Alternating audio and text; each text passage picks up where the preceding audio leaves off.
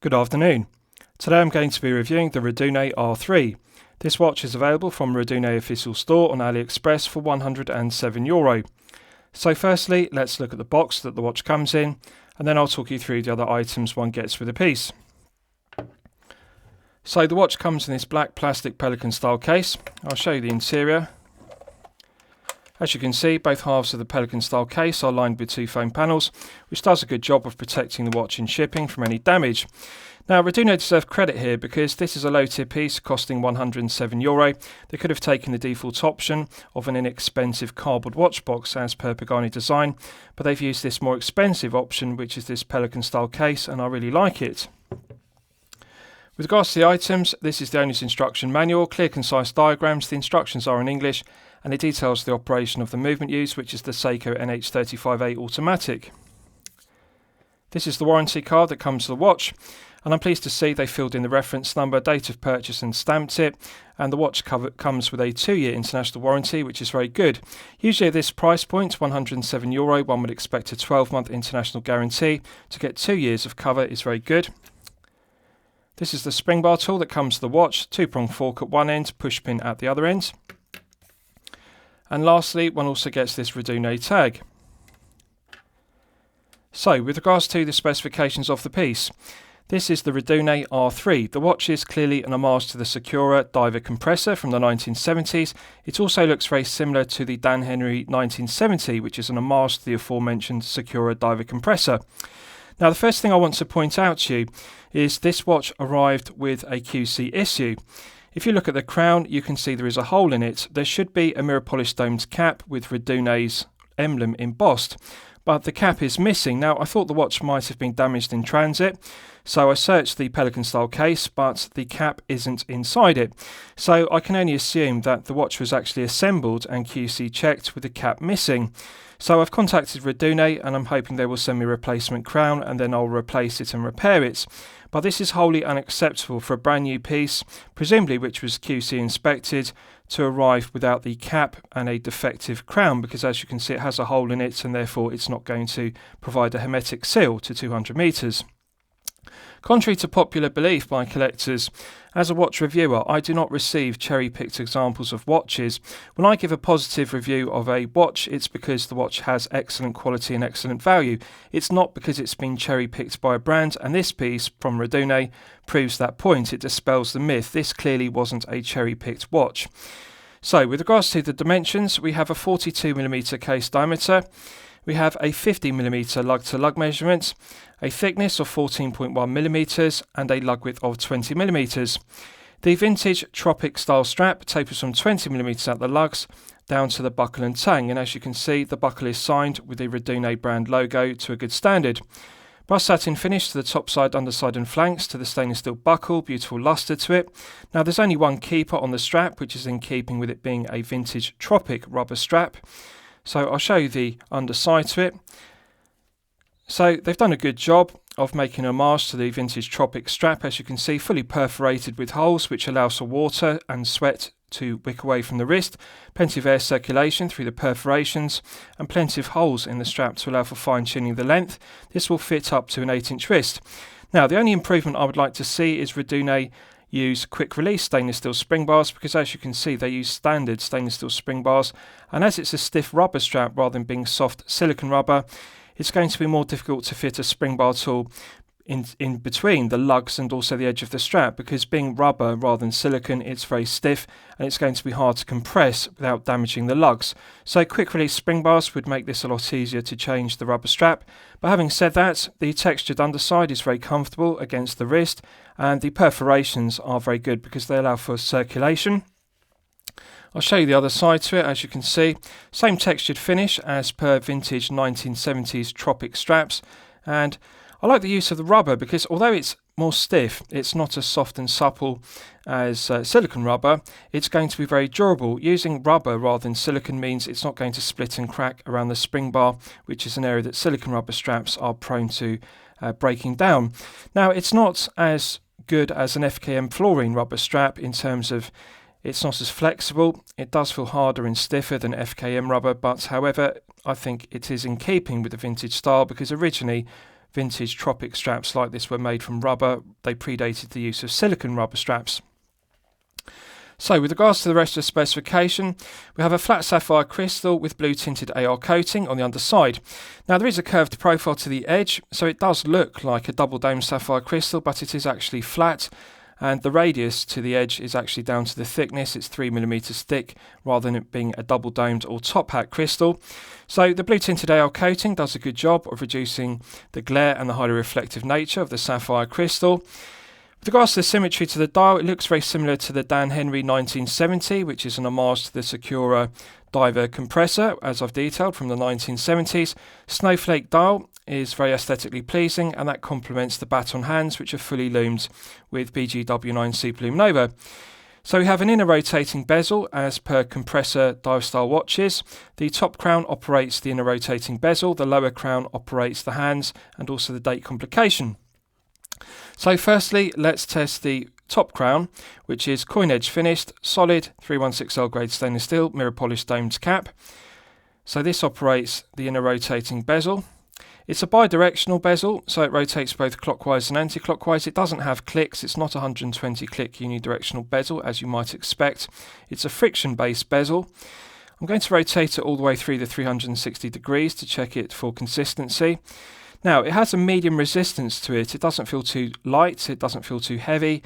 So therefore, when one accidentally brushes against the top crown, it's not going to knock the inner rotating bezel out of position.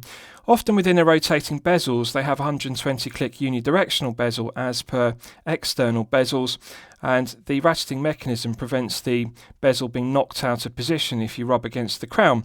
But this one is friction based rather than clicking with the ratcheting mechanism, but it actually feels stiff enough not to accidentally move out of position if you rub against the crown. So it works very well. I'm just going to check it anti-clockwise. So it feels even, both clockwise and anti-clockwise, and now it feels very smooth, no clicks. And I like the firm resistance. It's medium resistance rather than being too tight or too loose. And as it's bi-directional, of course, there's no problem with alignment. One can align the triangle perfectly with the 12 o'clock index on the dial. So it feels very good. I think they've made the correct decision by using a bi-directional friction bezel rather than using a 120 click unidirectional bezel with a ratcheting mechanism. Now, with regards to the crown, the lower crown for setting the time and the date complication, I'm still going to go through the review even though the crown is defective. Coin edge finished, it should have a mirror polished domed cap with two R's for the Rdunae emblem as per the Rdunae emblem on the dial, but the cap is missing as I've detailed. So I'm going to unscrew the crown and test it anyway. Now it does feel absolutely silky smooth, perfect interface between the internal thread of the stainless steel crown and the external thread of the stainless steel crown tube. The screw down crown provides an effective hermetic seal to 200 meters of water resistance.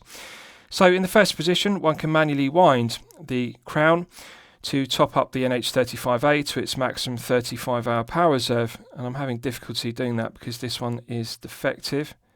Right, so we're now in the manual wind position. So one can feel the tension in the mainspring gradually building up to its 40 hours. Pulling it out to the first click position is the quick set date complication. Now, if I rotate the crown anti-clockwise, you can see the quick set complication works as one would expect. Nice positive clicks to the 35A. It clicks over to the next day of the month with nice solid indexing, so that works correctly. Putting it out to the final click position is the time setting position, and if you look at the contrasting arrowhead tip second hand, you can see it's now stopped dead, so it's possible to set the time precisely to the second with the NH35A. Silky smooth, clockwise and anti-clockwise, no friction in the gearing, and I like the immediate response of the crown. Both clockwise and anti-clockwise, there's no backplay. With lower grades of movement, such as the Miyota 8215, there is backplay. The crown rotates clockwise and anti-clockwise, and there is some backplay before the minute hand responds. But with the 35A, there's an immediate response, and I really like setting the time, light resistance to the gearing. Now, I should be able to push it back in and restart the movement, but I can't because this mirror polished domed cap must have a spigot or a pinion which goes into the crown and through it to press the end of the winding stem, and of course that's absent. But I'm not going to give up. I'm going to use this push pin and try and press in the winding stem as if it's the domed cap with a pinion. There, I've done it. So as you can see, pushing it back in has a nice positive click. I've now pushed the winding stem back into the 35A, and that restarts the movement. As you can see, the contrasting orange arrowhead second hand begins to sweep around the dial once again. So as I've now restarted the movement, I should be able to screw it back down. Yes, I can. So, immediate thread pickup between the internal thread of the stainless steel crown and the external thread of the stainless steel crown tube. So, silky smooth, 10 out of 10 screw down crown execution. It's a real shame that this has the mirror polished domed cap and the pinion missing, because this crown would have operated to a very high standard. So, it's very disappointing from Rdunae that they would send a watch to me, a watch reviewer, with this defect, because it's absolutely blatant. Now, unlike other watch reviewers, I'm not going to hide it from you, and I don't only review cherry-picked examples. I review watches with QC issues, and I detail the QC issues. I don't try to hide them from you, so you buy the watch for €107 and increase the sales, and therefore increase my AliExpress affiliate commission. I have a policy of not using AliExpress affiliate links, so I really don't care whether you buy the watch or not after my review. So my reviews are honest, and I'm showing you the defect, but the crown does work, and it's just a shame that it didn't have the mirror polished dome cap. With regards to the case back, solid 316L grade stainless steel, engraved to a good standard with a seahorse, and it also engraved to a high standard with the specification and the reference of the piece, R3, and concentric CNC lathe tool machining. The engraving is very good, no sharp edges to it, it doesn't feel rough against the skin, very comfortable to wear, and it is relatively low profile for a 200 metre stainless steel case back, and also bearing in mind it houses the NH35A, so it's low profile, milled slots are well executed, no sharp edges, and it is a very well made and aesthetically pleasing screw down case back. The underside to the head of the piece is well finished with a brush satin finish to it, and I really like it. I think the curved profile to the undercut of the case is very good. Right, so I'll give you a wrist shot and you can see how it fits on my 8-inch wrist. Just going to move the keeper off the buckle. Right, now I'm pleased to report it's a pleasant surprise that this strap actually has enough length to fit my 8-inch wrist. I'm actually going to loosen it off a bit. I can actually fit an index finger underneath the strap, and I can still engage the end of the strap underneath the keeper. Now there's only one keeper. Often it's the case with rubber straps that they are a fraction too short for my 8-inch wrist, but on this one I can actually engage the end of the strap into the keeper, so this will fit up to an 8-inch wrist, and I can even fit my index finger underneath it. So it does actually feel surprisingly comfortable. Now it's not as comfortable as a silicone rubber strap or an FKM rubber strap made from fluorine. This is made from vulcanized rubber, which is stiffer, but however it does have the vintage aesthetic of a 1970s tropic strap, which this is an homage to. Now it's a top heavy piece, 98 grams isn't significant heft, but it does wear with wrist presence, being a 42mm. It does have a slightly long lug to lug measurement of 50mm, but Rdunae have done a good job of curving down the lugs and also having a nice deep undercut under the case, and that does reduce the gap underneath the lugs. It does wrap around the wrists very well, rather like a tonneau case, and I do like the curved profile to the head of the piece and also the lugs, although I think they should have shortened it down to 48, which is the sweet spot. So top heavy piece on the Tropic strap, but however it does feel very comfortable to wear despite the 98 grams of heft. Now the thing to note is it is a tall piece, 14.1mm. Now that is tall for a 42mm. I would like to see Rdunae reduce this down to 13mm, because needless to say at 14.1 this is a tall piece that isn't going to slip easily underneath a shirt cuff. If you wear business shirts, that's something to bear in mind. Tall piece does have wrist presence at 42 and it is long at 50mm. So I'm going to say if you have a 6 to 7 inch wrist, you may find this to have too much wrist presence and to be too tall and too long to be comfortable and a good fit. However, if you have a 6 to 7 inch wrist, you will enjoy the wrist presence and you will also enjoy the 98 grams of heft. It does feel quality, very aesthetically pleasing, and it does do a good job of being an homage to the Secura diver compressor from the 1970s, and also looks very similar to the Dan Henry 1970. I like the orange chaptering, which contrasts with the matte black dial and the printed snowflake indices and baton hands, and very nicely executed dial. The inner rotating bezel is clearly indexed with the large Arabic numerals. The font is good, clearly legible, Blue tinted AR coating has a nice blue hue to it, so very aesthetically pleasing piece, comfortable to wear, but is large and tall on wrist. Right, so let's do a lume test, and we'll see how the lume performs when it's charged up to the absolute maximum. So as always, I'm going to use my 100 UV LED torch to charge it up to the absolute peak. Right, so that's now fully charged, and as you can see, this has not disappointed. So we've got BGW9 on the inner rotating bezel, the printed indices, which are snowflake, and also the baton hands. This is clearly 5 to 6 layers on the printed indices and also the baton hands. I'm pleased to see they haven't used the cost-cutting measure of 3 to 4 layers. Now, the benefits of using baton hands and also printed snowflake indices, they allow for large plots, a large area of BGW9 to be applied, and therefore we've got no problems with legibility. It's glowing brightly and it will continue to glow for a good length of time. Now, the fully lumed Arabic numerals and hour markers on the inner rotating bezel aren't performing as well as they would do if it were an external fully lumed ceramic bezel insert, but unfortunately that's the way it is with it being underneath a very thick sapphire crystal. It's a 3mm thick sapphire crystal, and the blue tinted AR coating does actually reduce the performance of the lume. It actually dims it, so they can't really do anything about that. It's difficult for them to apply 5 to 6 layers on an inner rotating bezel as per an external ceramic bezel insert. I think it's acceptable for an inner rotating bezel, although if they had engraved the inner rotating bezel deeper, perhaps they could have applied another 2 to 3 layers. So as you can see, on the rotating bezel, the lume is fading faster, but on the baton hands and also the snowflake indices, it's continuing to glow brightly for a good length of time. So I think it's very impressive, bearing in mind this is €107. And if you compare this to other similar low-tip price point pieces such as Pagani design with the PD1661, that's around the same kind of price point. To get this kind of performance at €107, BGW9 Super Lume Nova is very good.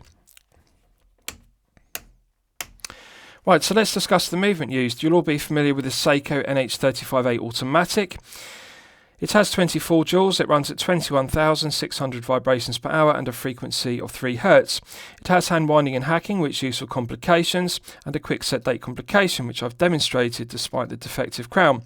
40-hour power reserve is perfectly acceptable. The stated accuracy of the 35A is -20 to +40. This one is running consistently at +6 seconds per day, which is well within the -20 to +40. +6 from a 35A is good enough. So I like the 35A, as you'll know from my previous reviews. It's a reliable, well-proven workhorse movement, which is made in both Malaysia and Japan. Now, I don't know which version of the 35A Rdunae are using, whether it's from the Malaysian or the Japanese version, but really it doesn't matter. There's no discernible difference in the quality control, build quality, materials of both. Now, most of the low-tier Chinese brands are using the Malaysian version, and there are no reliability reports whatsoever. So it's a good, reliable, accurate movement. +6 is good, 40 hours is good, hand winding and hacking. So, lastly, I'll summarise the piece. What do I think of it overall? Well, when I'm considering reviewing a watch on my channel, the watch will meet 2 criteria. It should be both excellent quality and excellent value at the respective price point. So really, to evaluate this piece, one needs to study the finishing and the build quality. The brushed satin finishing to the solid stainless steel bezel is excellent. The brushed satin finishing to the tops of the lugs and the vertical brushing on the flanks to the case have a beautiful lustre. They are very well finished on both flanks. Screw down case back is also very well finished, and the quality of the rubber Tropic vintage strap is also very good. So no negatives to the finishing. However, the one negative is the QC issue of the cap missing from the crown, and therefore the pinion missing from inside it to press and operate the winding stem. So this is a fundamental QC issue and wholly unacceptable, regardless of the price point being low tier, €107. To send out a brand new watch really is unacceptable with this cap missing. Now, if this had the cap present, I would describe this as excellent quality and excellent value, and I would recommend it as a champagne watch for lemonade money, because the specification is strong. Blue tinted AR coating, 200 meters, and BGW9 Super Lume Nova, and the inner rotating bezel works well. No back play in it, no lateral side-to-side play. It's actually a very good firm resistance to it. So However, as this has the defect, I'm going to have to downgrade it to poor quality and poor value, and therefore I cannot recommend it, because there's every chance that you could purchase this watch from Rdunae official store and have the same problem. It could arrive with this defect. So it's a shame, because it's a very good looking piece. The finishing is very good, the specification is good, and the price is good, but they've really let the watch down by having this QC defect. So I hope you've enjoyed my review of the Rdunae R3. Please feel free to post your own comments below the video. Thank you very much.